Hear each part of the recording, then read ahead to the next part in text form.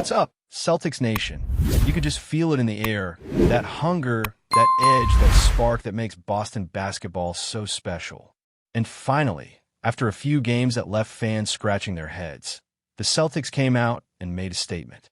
On the road, against a tough Cleveland Cavaliers squad, they didn't just compete, they dominated. A 125-105 win that looked even better than it sounds, because from the opening tip, Boston came to play. The first quarter was a blast. The team moved the ball, pushed the pace, and attacked every single possession with purpose. We've been hearing all season about this idea of playing faster, getting out in transition, putting pressure on defenses before they can set up. And for once, that wasn't just talk. The Celtics lived it. 40 points in the opening 12 minutes, running and gunning like the glory days of the old Boston tempo. Even though they were down by 2 at the end of the first, it felt like something was brewing. The energy was different. And shout out to Peyton Pritchard. The man looked alive out there. You could tell he wanted it. His jumper wasn't exactly lights out, but who cares when you're making plays, fighting for loose balls, and dishing dimes like a floor general? 10 points and 10 assists off the bench, flying around the court, being that guy who just refuses to slow down. Every team needs that kind of motor. Then came the second quarter, and that's where everything flipped. The defense finally locked in. And not just a few good possessions here and there, but a full, relentless stretch of Boston basketball. The Cavs, who usually rely on size and physicality to bully opponents, got absolutely smothered. 18 points in the entire quarter. That's it. The Celtics outscored them 35-18, flipping a tight game into a comfortable double-digit lead heading into halftime. And you could see the difference. This wasn't about luck or one guy getting hot. It was about commitment. Bodies on the floor, hands in passing lanes, communication on every switch. The effort was there, the kind that's contagious. You could feel it in the way the bench reacted, in the way the players celebrated every defensive stop like a made three-pointer. That's what's been missing, and it showed. Now, let's talk about Josh Minott, the breakout story of the night. This kid has been quietly earning respect game by game, but this one felt like a coming-out party. 11 points, 15 rebounds, 3 steals, a block, and just pure hustle on both ends. You could see he wanted every rebound more than anyone else on the floor. He was flying into traffic, tipping balls out, crashing the glass against guys like Jarrett Allen and Evan Mobley, who are no joke when it comes to controlling the paint. But Minott wasn't intimidated. He played like someone who knew this was his moment. And man, he made it count.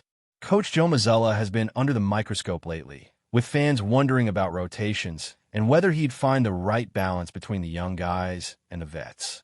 But give credit where it's due. The lineup choices worked tonight. The chemistry between Minott, Pritchard, and the core starters clicked in a way we haven't seen consistently this season. It felt like everyone finally knew their role. And even when the shots weren't falling, the effort didn't dip.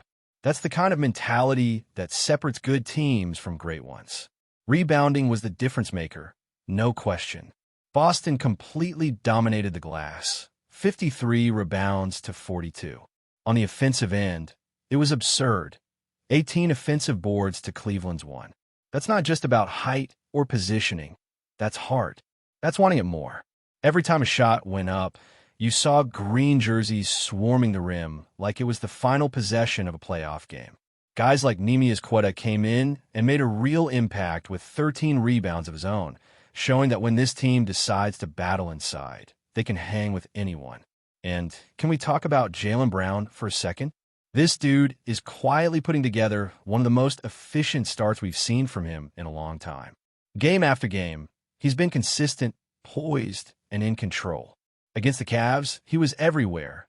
30 points, 5 rebounds, 4 assists, a steal, and a block. He didn't force shots. He picked his moments, and when Boston needed a bucket, he delivered.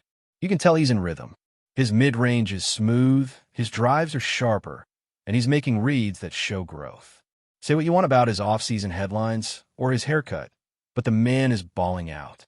Then there's Sam Hauser, the sniper off the bench who reminded everyone why he's one of the best shooters in the league when he's hot.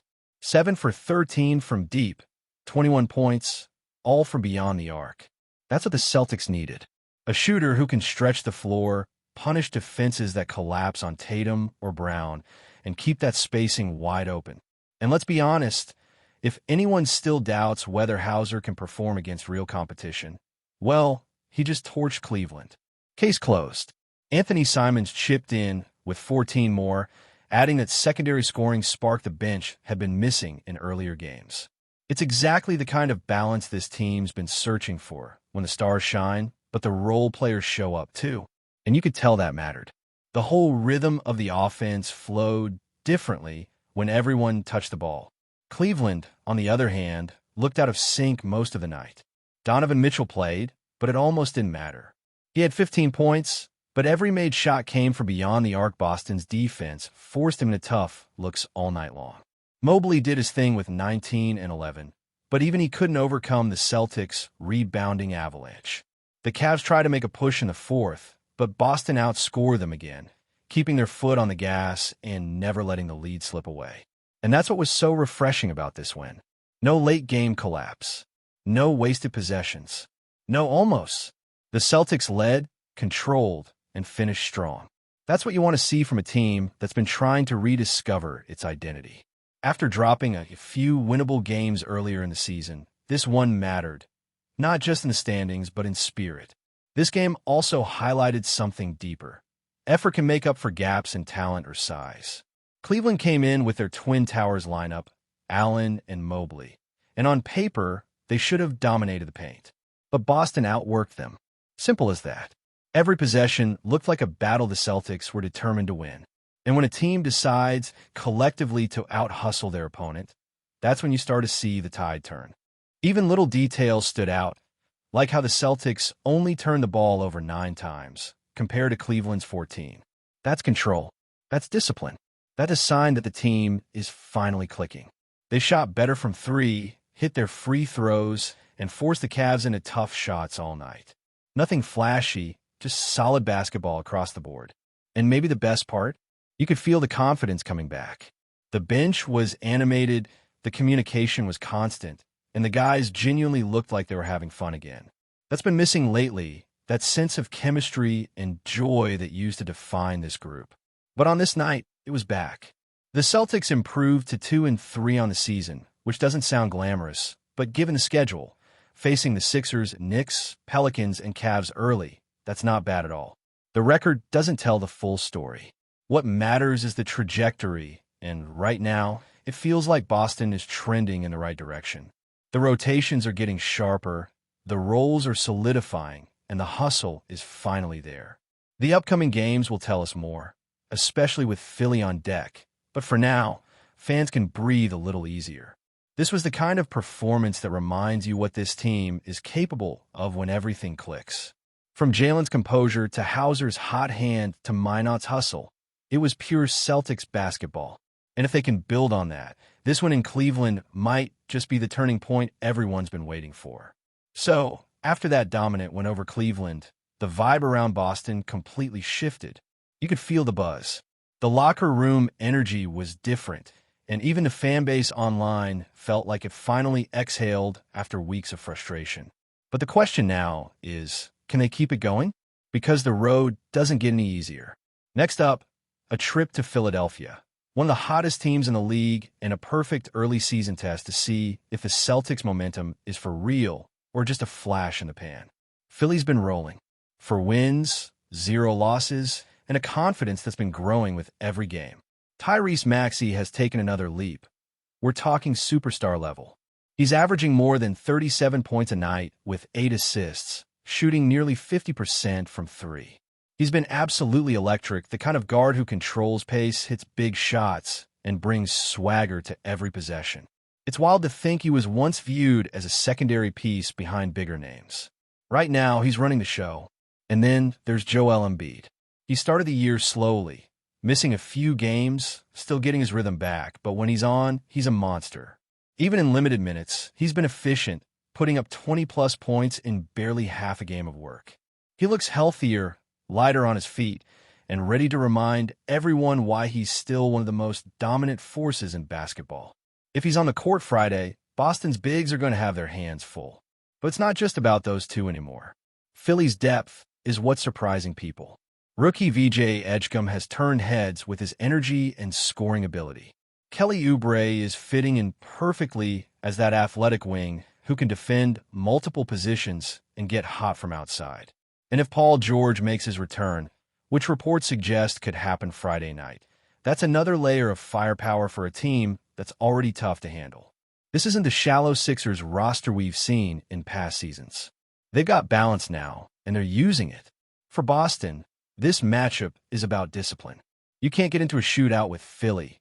They've been too sharp offensively. The key will be defense and tempo. If the Celtics can control the pace like they did against Cleveland, force turnovers, and keep Maxey out of rhythm, they'll have a real shot. But they'll need to keep that same energy they showed in the second quarter of the last game. The rotations, the hustle, the rebounding. Those small details make all the difference. The schedule after Philly doesn't slow down either. Back-to-back games against Houston and Utah, both of which are sneaky good right now. Houston's young guys are finally figuring things out, coming off a big win over Toronto. And Utah? Man, that team just doesn't quit. They might not have the star power, but they play hard every single night. After that, Boston gets Washington and Orlando. Games that look easier on paper, but could turn into traps if the focus isn't there. The goal for this stretch is clear: consistency. It's not about blowing teams out or chasing highlight reels. It's about stacking wins, one by one, and building chemistry. If Boston can go 3-2 in this next stretch, maybe even 4-1, that would put them right back in a mix and quiet down some of the early season noise. The talent is there. The challenge is turning that talent into routine success. And then there's the added wrinkle, the NBA in-season tournament, or, as they're calling it, the Emirates Cup. Boston's group includes the Sixers, the Magic, the Nets, and Detroit. So, Friday's matchup isn't just a regular game. It's the first round of that cup competition. It's new territory for everyone. And yeah, the courts might look a little crazy with those bright colors and wild designs, but this could actually be fun. It adds stakes to early season basketball, and for a team like Boston trying to find its identity, it's a perfect chance to set a tone. You know what's interesting? The Eastern Conference right now doesn't look anything like most people predicted. Philly and Chicago are undefeated. Miami looks rejuvenated, and Milwaukee's starting to find its groove. Meanwhile, teams like Cleveland, New York are hovering around the middle, still figuring things out, and Boston's sitting right there with them, a few adjustments away from jumping into the top tier. It's still early, but this first month is already showing how competitive the East is going to be. Miami, for example, completely changed their playing style. They're pushing the pace, spreading the floor, getting contributions from guys like Jamie Jaquez Jr. and Pell Larson, and doing it all without Tyler Herro in the lineup. That's impressive. Milwaukee, as expected, is strong. Giannis is doing Giannis things, and their offense looks scary when it's clicking. Even Detroit, whom many thought would be at the bottom again, is starting to show real promise with their young core. The league just feels more balanced this year, and that makes every game matter a little more. But before we continue, please remember to subscribe to the channel and give the video a like. Your support helps us keep bringing you the latest news about the Boston Celtics. Feel free to share your thoughts on the news in the comments as well. The NBA rumor mill is buzzing louder than ever, and the latest whispers have sent shockwaves through the league. Bam Adebayo, the versatile powerhouse known for his defensive mastery and explosive athleticism, is reportedly setting his sights on the Boston Celtics. Sources close to the situation hint that the 26-year-old star is ready to embrace a new challenge, and Boston seems to be the perfect landing spot for a player eager to dominate the paint like never before. If this rumor proves true, it would instantly reshape the Celtics roster and strategy. Bam, with his combination of agility, strength, and court vision, could transform Boston's interior presence into a fortress. Fans are already imagining the possibilities. Alley-oops raining down in TD Garden, defensive lockdowns that frustrate even the league's top scorers, and a rebounding machine that would give Boston an undeniable edge in the Eastern Conference. Rumor has it that Bam has been meticulously evaluating the Celtics' current roster, and the chemistry he could develop with Jason Tatum and Jaylen Brown has pundits whispering about a new Eastern powerhouse. Insiders suggest that the discussions are far from casual. Executives and agents have reportedly been in discreet talks, exploring the logistics, potential trade packages, and salary cap maneuvering required to make the move happen.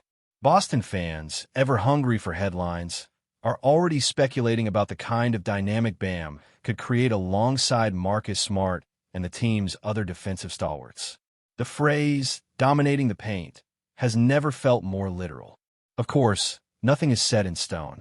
Rumors in the NBA often swirl faster than a fast break, and while Bam's rumored decision to head to Boston excites the imagination, the league is watching closely for official confirmation. Yet one thing is undeniable. If ADEBAYO does indeed pick the Celtics, the Eastern Conference just got a lot more dangerous, and the paint around TD Garden could become the most feared zone in basketball. For now, fans are left to speculate, debate, and dream of a Boston roster that might soon boast one of the league's most formidable interior forces. That's it for this update. If you enjoyed the video and want to keep receiving exclusive news about the Boston Celtics, please subscribe to our channel and give the video a like. We always appreciate your comments and opinions. See you in the next video.